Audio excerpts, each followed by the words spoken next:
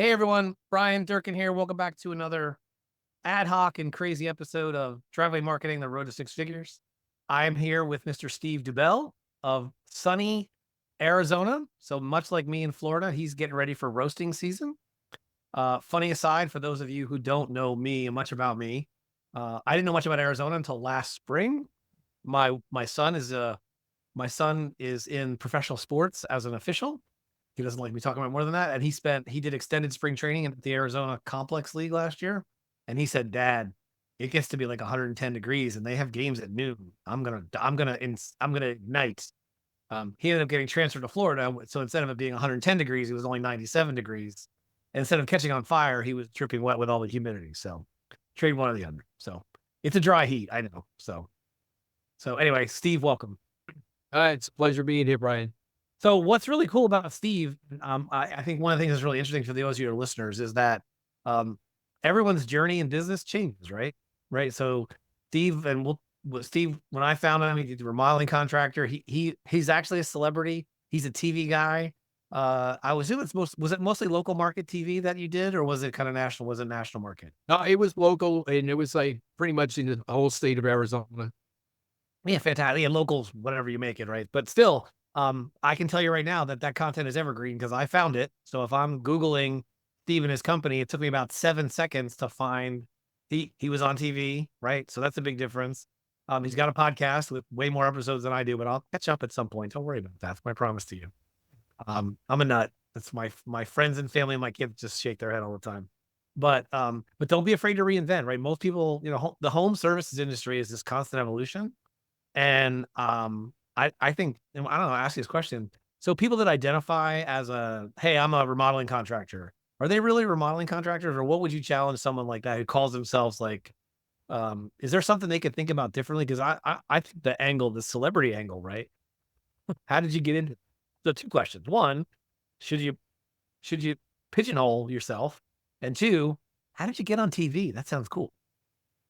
Well, it's kind of like all the aspects are connected. Okay, when I think in answer to your first question, you have people talking about being a remodeling contractor. Okay, I started my business years ago as a handyman service, and then everybody liked my business and the way I worked and the quality that I gave them. And through, word of mouth referrals, they urged me to do bigger projects. So then I became a general contractor. And then I started, my claim to fame was kitchen and bathroom remodels and room additions. So as I grew, obviously my sphere of influence grew to, you know, uh, using other quality, subcontractors and stuff like that to have basically a team that were able to accomplish all this. And this went on for years and years. But then I saw over the years there were too many people doing things in their home themselves and thinking they were DIY experts when they really weren't, and they were getting injured. And I don't know. I had the urge to give back to the community so that maybe if I could help one person uh, to not do something and just think about what they're trying to do instead of saying, oh, I can do that. When men have a bad habit about doing that, men will say, I can do it. They'll tell their significant other, yeah, honey, I'll take care of it. And then they walk into the garage and they're like, okay, so how am I going to do it? And then they wind up hurting themselves. So it Did turns you out, talk to my wife? huh? Did you talk to my wife? Hey, no, what happened was, um, when I grew up in New York and lived in Chicago and Boston. I worked in the transportation business, but uh, I was going to open a disco back in the '70s, back on Long Island. So I bought a sound system, and then one thing led to another. We didn't open it, but I became a mobile DJ. So getting in front of people and creating an atmosphere that was really, uh, so that people could be happy was always something that gave me a lot of gratification. So I said to myself, I said, well, how can I give back from home improvement? And I said, I'm going to start my own radio show. So I did a lot of research, and then in 2005 I launched the radio show. And I think how I got on TV was that through promotions that I did. Um, the local ABC affiliate here in Phoenix, ABC 15, the producer actually contacted me and said, "Hey, would you like to come on and do a DIY spot on our morning show, Ghosts in Our Living?" So I said, "Sure, I can do it." And I uh, I made sure that I did hard to believe, I did a drywall repair and I did a bore to show damage to completion. And I did a drywall repair in 4 minutes because you only get 4 minutes when you're on. Magic of TV, right? It's got So the magic, producer. this was live, so it was good. So I did that, and then, I did that for 2 years, Fun. uh, like twice a month, and then, somebody came up with the idea of, "Why don't you do a TV version of your radio show?" So I did 2 years of that where we were able to go out and do interviews, much like we're doing in a in a, just like a chair setting. But then we went out into the field and started interviewing, the subcontractors and looking at projects and stuff like that. And then we did flips. And so that's how we got to do TV. And I guess that's how you could say, yes, I have that name celebrity. So I use that term so because for those of you who listen to the previous podcast, and I'm a Dan Kennedy guy, so Dan always talks about entertainers and celebrities make more money than teachers. Which one's more important, right? So the idea of once you change from being a remodeling contractor to being an expert on the business of changing people's lives through better homes, whatever it is, right? Then all of a sudden you're a celebrity, and if they're going to check up on you versus a competitor, and they go to your YouTube channel or your podcast, like again, so today the production is so much different and it's so much more accessible. I'm purposely, and Steve and I are doing a live video chat because we can look at each other's faces way more easier. But the idea is that any medium just becomes incredibly like there's so many things you can do. And what I will say, and again, back to the listeners, you don't get anywhere without doing anything, right? So stop getting ready to get ready. So if you're going to do a podcast, a YouTube channel, even just posting videos on Instagram or Facebook, right? Go ahead and do that because as people look for you, the idea of social proof, right? A marketing term us marketers like to use is that you may not find them. So Steve, and I'm being careful with my words. Steve talked about being an influencer. To me, Steve's not an influencer. To me, influencers are just a bunch of bag of wind who are just showing their butts on Instagram or whatever. But it's the Kardashians and Mr. Beast who are doing crazy stuff. And by the way, there's a place for them. It's entertainment, right? I get that people either watch them because they love them or watch them because they hate them. Back to the Howard Stern back in our day that people, 60% of Howard Stern's his audience in New York City listened to him every day because they hated his guts and wanted to know what he wanted to say. Regardless of that, his advertisers knew that people listen to him for that reason. So there's distinctions. I'm being kind of careful that so as you go through the process, you don't have to start doing something, but being consistent is the key. My wife's an interior designer, right? She coaches interior designers, has an interior design business. So she does lives regularly. She's like, if one person's there, or 50 people there, or 300 people there, or 1,000, I don't know it, but I still do it on a regular basis because she's giving back to the community. And when someone's looking to do business with her, whatever the nature is, they look and say, and this is kind of funny, we live in an affluent market. And so her design clients say, that's amazing. So you're actually secure enough in yourself that you want to help other interior designers be successful? And she's like, yeah, because we need to lift the profession up, right? Because there's so much, everyone needs so much help. So my takeaway there is pick something. Steve talked about his journey from, he was in DJs, right? People dancing, doing other stuff.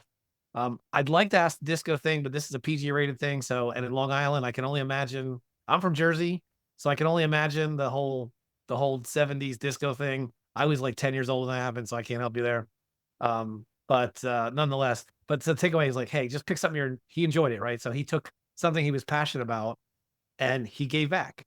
And now his idea of giving back has taken him. How long have you been on this give back journey? Oh, well, let's see. Oh my God, probably 20 some years now. Does it feel like work anymore? No, it's just, it's fun. It's fun to be able to do. So you think about it. So you think about, I have lots of friends that are contractors. Again, I live I live in an affluent market. People buy houses, they renovate them, they live there for 3 to 5 years, they sell it, they get a bigger one, a smaller one, they go to the beach, they go to the golf course, whatever it is. I have lots of friends, and all I hear from them all day is, this is terrible, this is terrible, this is terrible. My thought is, one, get out if you don't like it. Two, could you make it better? How could you make it better? Right? Communications is always, yeah, and you know the mechanics of contracting. It's all about the communication. Oh, absolutely. Yeah. That's it, right? So by being a better communicator, right? So I guarantee you in your day-to-day business, your influence people that are doing work for you, whatever it is, do they know where you stand at most times? Oh, absolutely. Right? I don't like customers to be like wondering or second guessing where we're doing, what we're doing, how we're doing it. All that gets explained up front. They get periodic, meaning like probably semi daily or even weekly updates on where the project's going, what I'm going to accomplish next week, so that this way it's all done. But my main focus, and I let them know, is the fact that when I get done, I want people, your friends and family, to walk in and say, wow, that you got your kitchen redone. It looks fabulous. It doesn't look like somebody just went in there and threw it in there, and it doesn't flow with the rest of the house. Because I want to make it look like it never happened, but new. When they're happy, happy customers make happy referrals. And unhappy customers spread the word 5 times faster than happy customers, Oh my God, yeah. which is a sad comment on things, but that's a topic for another day. Yeah. But so think about it. So you're good. So you're a good communicator. DJs communicate. Let's have a good time. And um, seeing this as getting a front row seat or a secondary seat, most customers just they just want information. They get it, stuff happen, but they just want information because the other side of it is that some of these contractors, well, we're just lucky they showed up today. Well, hell, that's not good enough, right? That's not good enough. And as someone in the business for us and our little business, right? My business, your business, probably same size. Um, we don't allow that with our subs. We just if they act that way, they find their way to the door, and then they wonder, oh, we used to do a lot of work together. Why not anymore? One, because you were a terrible communicator. Two, you showed up when you felt like it. Three, you never did all the work because you didn't know what was going on because you didn't bother reading the 16 emails and the 5 sets of drawings that you got. Right. So You're you right. can't just show up like, hey, there's a drawing on the wall for a reason. Well, do you have it in Spanish? No, but if you would ask for it, someone probably could have accommodated. But I would think that's your job, Mr. Subcontractor, since you knew which team you were going to send. Why would that be my job? Right. So again, Yep. lots of crazy stuff around communication. So, um, and it's not that hard to do, is it? Right. Think about it. Texting, email, whatever, like how it's just with so much tech today, it drives me crazy. Anyway, so um, have fun, make it now. I have a question. So when you turn over the kitchen or project you're doing, um, do you do a dance party? Is it like a spectacle? Well, yeah, it's funny you should mention that. Okay. One of the Yeah, other, disco ball in my kitchen when you're done. no, here's one of the things. What we did was, one of the people that I was affiliated with was doing a TV show that was done locally here in the Phoenix market. It was called Fine Wine and Design. And what we used to do is we used to go in and tear out a kitchen, rebuild the kitchen. It was redesigned, redone completely. And then when it was all finished, she would hire a celebrity chef to come in to test drive the kitchen. And then we'd have this big feast and party. I don't know why That more was people on don't the do that. TV show. And that was on the TV show. I don't know why more people don't do that. Right. I don't know. So it's amazing. My wife is an interior designer. We don't get to do that with every client project because of our seasonality, right? These aren't full-time homes, so the work gets done over the summer kind of stuff. Right. And when they get in for season, they don't always want to do it, but they always get beautiful thank you gifts. I mean, like not just like a card. This is thank you. They give this gigantic basket of stuff that's like a spectacle, and it gets delivered by a courier because it's a spectacle. Like it's designed to be a spectacle. And by the way, having a fine wine and dine thing. I mean, think about that. So I'm just going to use some rough numbers. Let's just say it's $100,000 kitchen, right? So you spend $1,000 on dinner and a cook for a night. They're never going to forget you. Yeah. You're going to Well, be invited to their Christmas party. well, yeah. I mean, the celebrity chefs that she used to get were from, we're in Phoenix, we've got a lot of like resorts. There's a lot of famous, chefs here. And those are the people I even had a chance to meet a few of them. I always thought that the show had a unique, um, unique design and audience that I was ready to go and let's go national, but unfortunately it never happened. But it was a great idea. And I mean, think about it. What could you do? What could any home services company, no matter what you do, what could you do to make the finishing line, whatever the finishing line is, an experience? So one of my friends and clients, he's a carpet cleaner. He cleans carpets. Probably uses the same equipment that most guys use. He kind of does this experience a different way. But have you ever heard a carpet cleaner sending birthday cakes to people for their birthday? Have you Nope. ever heard a carpet cleaner sending end of season because the crabbing season? He's a crab guy, sending bushels of crabs to people for a crab fest. Now, granted, there's math involved, right? You got to spend a certain amount of money at a certain amount of time. Could you imagine that? He's a carpet cleaner. He sends birthday cakes. Like, who's not going to refer someone else to do more work? Why? And why does that matter for this conversation? His clients purchase 3 times more than the national average over a 2-year period. His average customer visit 40% higher than anyone in any national chain. His per profit, I mean, so the number, you have to know the numbers, right? I'm gonna do an episode later on. I have a couple numbers friends that are gonna do it. You gotta know the numbers, right? Because I mean, think about that. How much goodwill did you create for being a part of the project? And second, who doesn't want a celebrity chef to come to their house? So if I got a choice between you and some other bozo, and you're gonna bring Chef Louis from Chateau blah blah, my favorite country club or whatever, I'm in. Well, that's exactly right, because that opens up a lot of things. First of all, it's a fabulous memory that the family could actually keep photos and everything, and being able to have them in your kitchen is like what I call, like, when I'm out on the golf course and you sink a putt from the sand trap. It's an ESPN moment. So you have to have that, and that's what it is. Da-na-na, It's your moment. da-na-na. Yeah, Insert right. ESPN sound here. But But, all right, so people buy and people wonder like, well, that's why I talked about, well, I have this title, right? I'm a remodeling guy and whatever. But now you're creating experiences and, you know, so good, better, best. So the best package is, hey, if you spend over $250,000, we're gonna have a celebrity chef come in for a week and I don't know what the numbers are, right? They're paying for it. Sorry, customers listening to this, you're gonna pay for it. But the people at the high end or even anything else, who doesn't like getting surprises, even if they know about it? no, and What you're are they? absolutely right.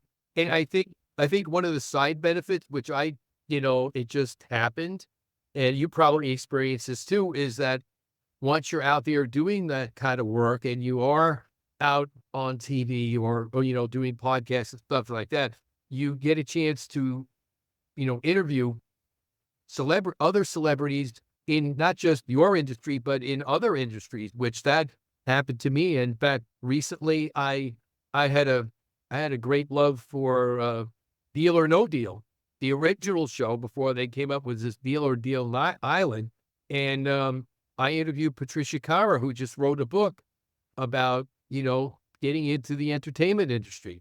So you meet some of these people that maybe if you were just a normal person, average person, you'd never get a chance to meet. And that enriches me. I know I feel honored and humbled that I was able to do stuff like that. And I don't know if the model has changed, but I know let's kind of talk about the TV business, the TV component for a while. Like so you can called manufacture celebrity, right?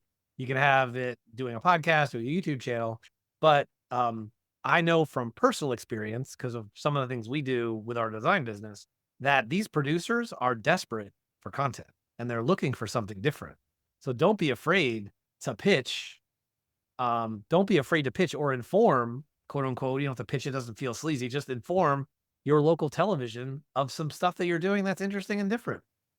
Maybe you're putting an air purifier system in someone who's got asthma, right? Or something that's something, I don't know, something unusual, right? Um, because they're looking for content. I know we talk about giving back. So Pam and I both give back in different ways. Pam is very involved in charities in our local community that have to do with children. So we don't announce it. We just do our thing. She gives the kids children's things, and I support kids in entrepreneurship. I talk a little bit more about that than Pam does. For those that are new, Pam's my wife. She has the Pamela Durkin podcast. You listen to that. Shameless plug.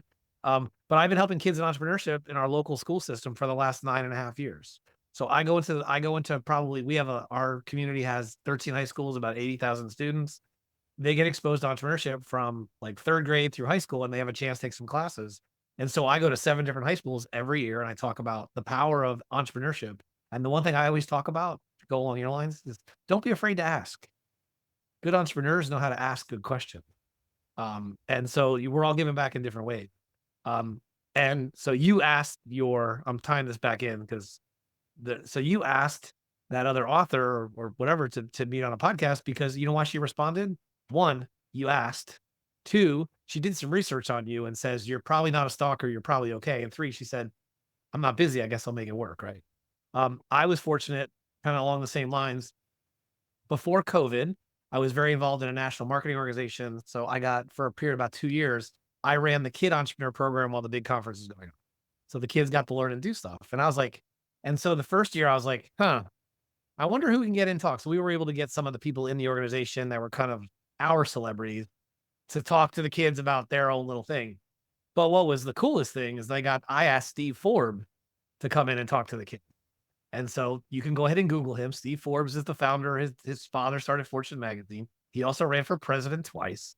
He's a national figure on the finance stage. Steve's nodding his head. I know that guy. What an amazing experience. Even the kids, and I had at the time, my two boys were in the program. They were like, that guy was cool. Who was he? So think about that. So they got a chance to talk with a guy who ran for president twice, and now coming from New Jersey, and he's more of a celebrity on the East Coast because Forbes is a bigger brand there. And talk about being over the top. His dad was crazy. He was a motorcycle nut. I'm going to tie that in a second because I saw your interest in cars. His dad raced Ferraris, raced motorcycles, flew balloons. To this date, the Forbes brand still maintains a balloon racing team, and it's called the Capitalist Tool. And they go to balloon festivals all over the United States and Canada to float their balloon. It's in memory of his dad. Steve said it was in memory of his dad because his dad always felt like he was free in a balloon. And then then people said, you can't fly in a balloon because you're too valuable. We can't let you go up in the sky. So, all right, I want to change gears a little bit. I want to keep an eye on the clock so we don't bore everyone. So we talked about you going from a showman through the business.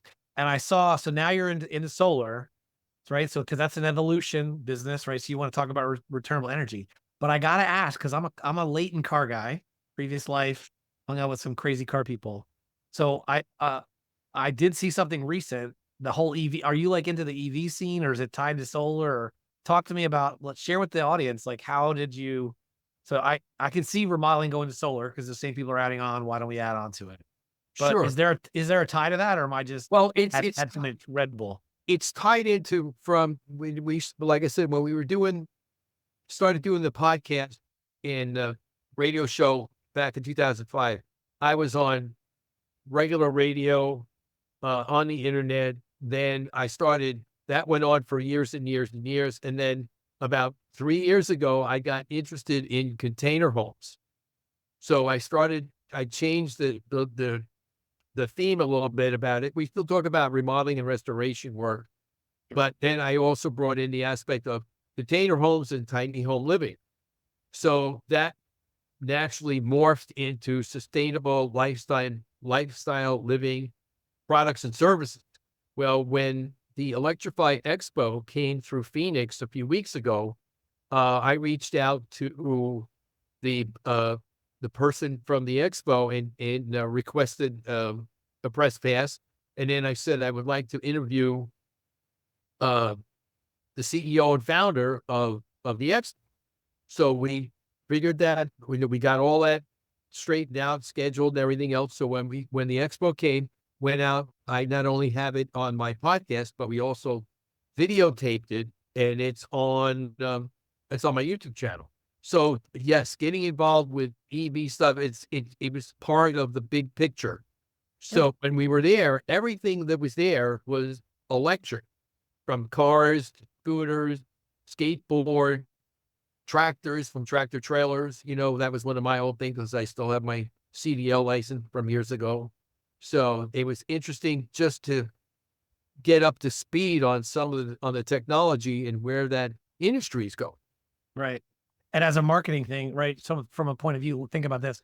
What a genius move, right?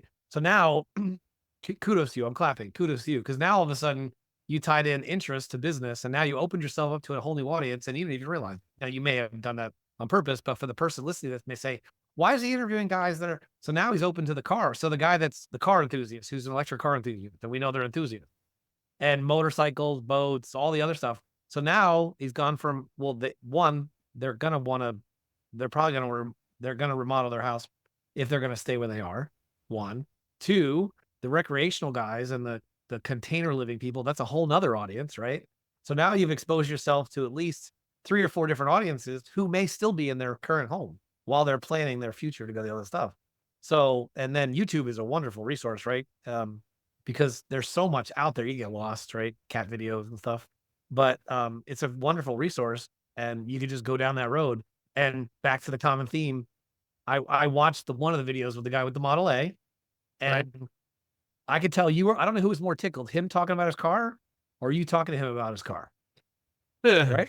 It Right? was good experience, and it was great. But the one thing that was really interesting was the fact that one of the other ones that we did where I was pretty shocked when I first saw it was, a Hummer EV, which was pretty amazing from what the guy was explaining to me, and they build them right over here in Scottsdale, Arizona. So it's not too far from Phoenix. So it was interesting to see them and how far the one I was interviewing, the guy said he could go 400 miles on single charge.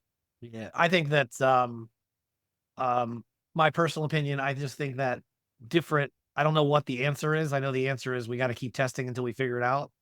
You know, there's like this pushback now. Oh, EVs aren't selling. Well, are EVs not selling, or are the products boring?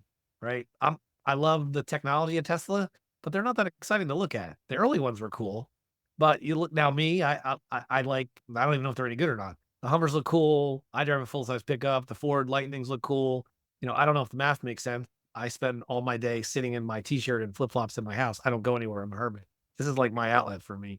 But you got to believe that this, you know, I don't, again, I don't know what the answer is, but clearly I'm a boating nut. So you're starting to see electric outboards, right? Again, they're starting small, but these are bolt-on engines that go on the back of the vehicle. Then they have small battery packs that are weighing comparable because of the, I guess the amount of thrust. Am I using the right term? The amount of energy that it pushes. It needs a smaller motor, but a bigger battery. So it's comparable weight to a internal combustion engine, but it provides similar performance. Not as long, but if you're butting around a lake in Wisconsin and the lake's 3 miles long, how many times are you gonna go across the lake? 20 times, 50 times, 2 times? Like, you know, I mean, I certainly wouldn't use it to go do the loop, go down the Mississippi, but you know, if I could, you know, do that. And again, the math's got to make sense and it's going to change, but I just think it's evolving. It's fun to, I admire how it's happening. I don't know if it's going to happen faster. No, we're not. That's, as Jerry Seinfeld said, there's some very important people working on that. But I can't, it's gonna change, right? So there's going to be adopters. Certainly the container people that are doing solar, I would imagine what 80% of them have solar car or some kind of electric car. I don't know what the number is, but if not, I would imagine it's on their plans. Well, people that want to get off the grid what's happening in the market here is that the municipalities changed some of their guidelines. So now you used to be able to have only one primary residence on your property. Well, because of the economy and everything else, people started looking into ADUs, which is accessory dwelling units. So they could have an 8 by 20 unit for for the sake of explanation, it's like a casita. So we can actually build one of those and do put a slab down, run the electric and the plumbing and the water over to the slab, drop it in their backyard. And now they can either use it for, their grandmother or a family member, or even use it as a VRBO. So that it's a moneymaker. So and then the municipality said, okay, now we're going to change it. So now you can have 2 primary dwelling units on your property. So it's an ever evolving, you're right, industry. Yeah, and that's a local thing where I live in Florida, in Naples, they don't want those, right? And I think it's more of a political thing. Like they don't want lots of. I'm fortunate. I have a very large lot, and so they're using kind of their covenants to restrict those because they're trying to Again, they want to provide affordable housing, but they don't want to allow that to happen. At some point, the roads will cross, right? But again, they got some important people working on that. Something's got to give. Something's got to give, right? Because I would think too that and I've seen some of these container homes, and they're beautiful. Like, you don't necessarily have to give up. Now, I don't know, I would imagine some of the construction is quicker, some of it can be done off-site, I would imagine. But, just if for listeners, it's kind of interesting for someone who's looking to doing that or adding that to their bag of tricks, um, what's I mean, the math's the math, whatever it costs, but how much faster is it to repurpose a container home than it is to build thick built, or you guys are probably block built like we are, but other people that are listening are stick built homes or even Oh yeah, pre-manufactured. I mean, we have both here at Phoenix, block and stick, but for the most part, most of the homes do get built with their stick built. Okay, but some of the older homes are block, and Florida's the opposite. Most of the homes are blocked because of hurricane, but I have a stick built house and I've had 2 direct hits on my house and nothing's happened. you know, So, for you. well, I've got lots of other stuff that happened, but had nothing to do with my house blowing away. But So, apparently, lots of nails and wood also works. And we had 145-mile-an-hour winds in my house, so I'm like, I don't know what else I could expect well, with that. But anyway, how long did they? So how long did they take? Like, is it from a time frame in your just general experience, just for me to know personally in the audience? you could build for the most part. If you order one pre-made, it takes about 90 days to build. If that's you just buy a single container unit. If you want to build a multi-container unit, each, we'll call it module of container, gets pre-built to a certain point. Then they transport it to the location, and then they actually assemble it when it's there, and then finish off where all the pieces supposedly like merge together. Got it. And then whatever roof lines they're going to put on it, Yeah, I mean, you could whatever add, stuff. I mean, you could add patios. I mean, one of the other things that we also deal with are container pool. So I it, saw that. Talk about that. So how did you come across that? That's a really, again, what a pivot, right? So now we went from being sustainable, right, living off the grid, but I live in a neighborhood and I don't want to spend 100 grand on a pool. So that's what they cost now. I don't know what it is, whatever the number is, it's insane.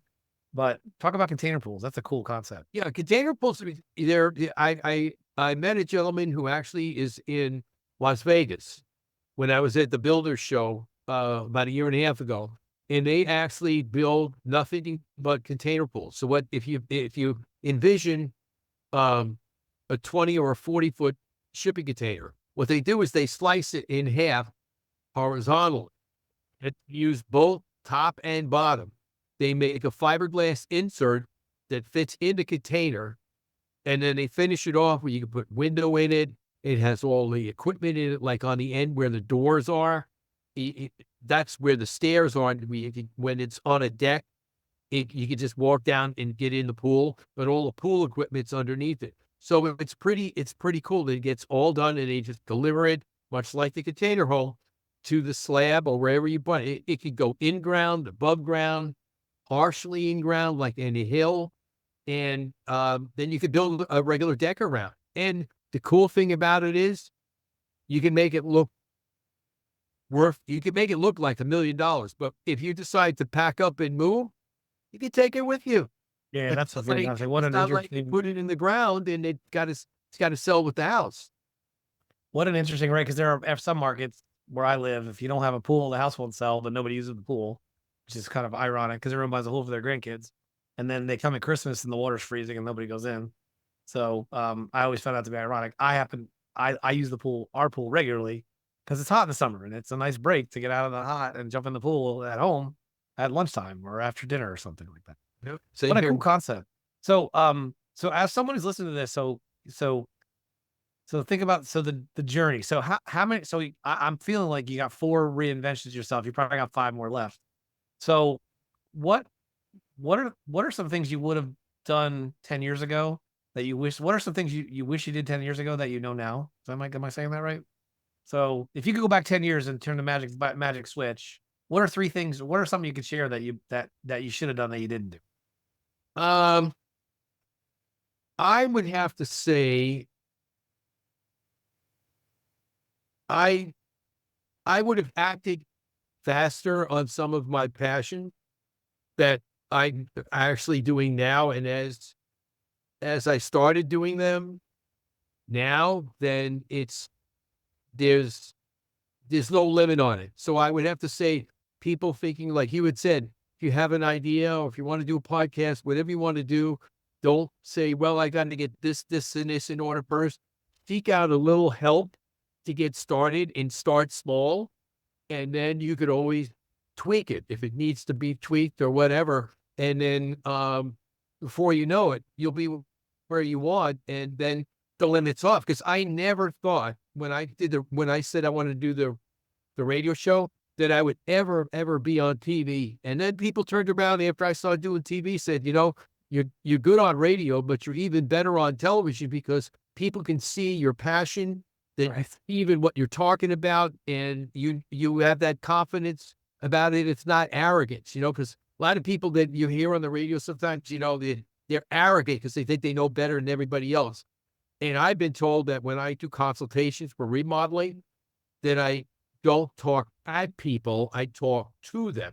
And that's so very important to make them feel inclusive and that you understand what you're trying to do for them. So in our business, we do a lot of marketing and referrals and telesales, all kinds of stuff. And so my agents or my team's always asking me, it's like, well, what should I say? And I go, these are the magic words. How can I help you? That's it.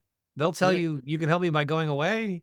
You can help me by being honest, right? One of the things we found in our design business, the number one decision making affecting the deal is trust.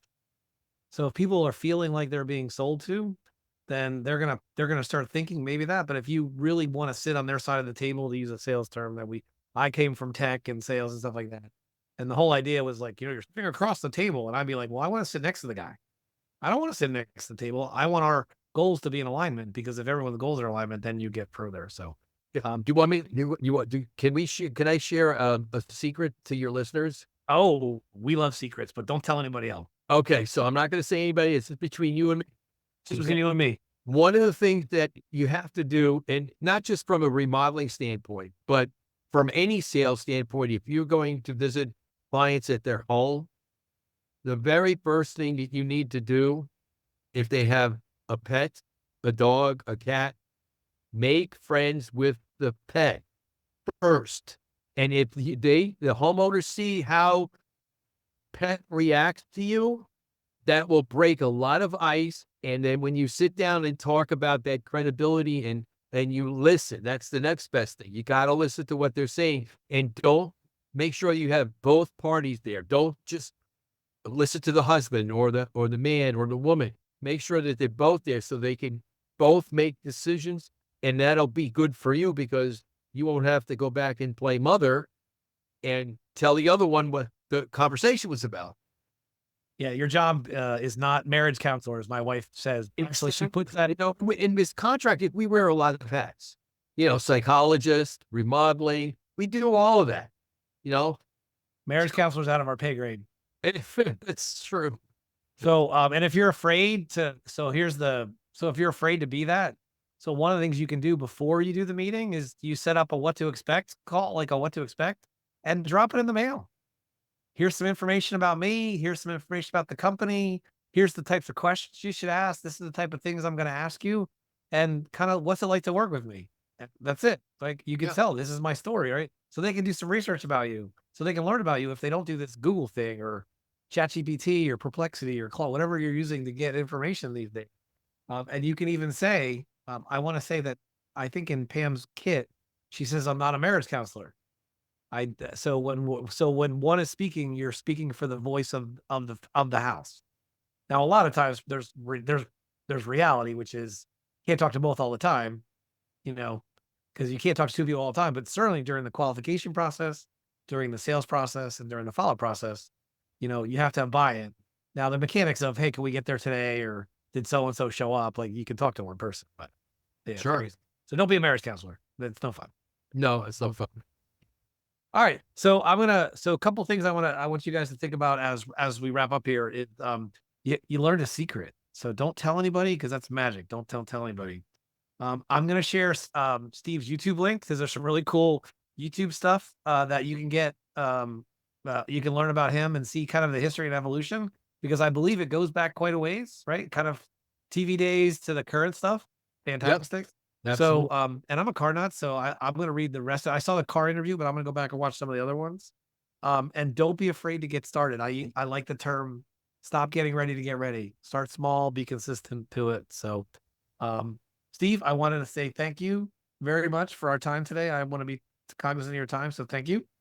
I appreciate your time too, and it was great speaking with you and your listeners. That's awesome. And so for all you guys who are out there sitting in your truck or ladies sitting in your truck, your Maybach, your Mercedes, your pickup, whatever, as you're driving in you're using the driveway marketing podcast while you're in the driveway, while you're doing whatever. I hope this was helpful to you in some small way. And I look forward to seeing you guys on the next episode. Thanks, everyone.